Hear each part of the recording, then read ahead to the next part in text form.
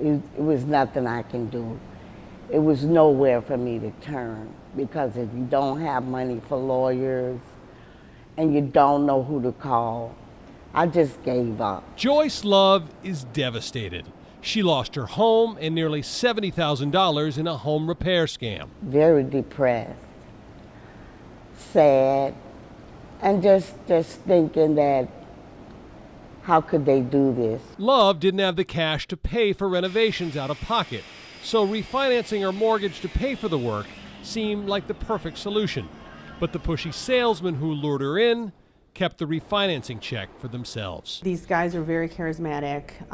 They came in acting like they were, going to help them out. They were convincing them to refinance their homes in order to pay for home repairs that were either never conducted or were started but not finished. The scam targets elderly and single women through mass mailings, phone, and door-to-door sales.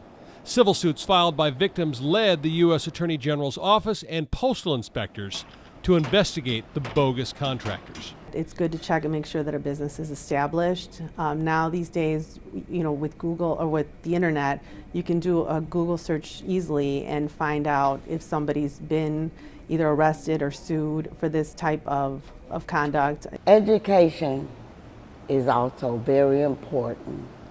Learn to communicate, read, go to meetings, go to seminars, and keep up on the things that are going on in your neighborhood.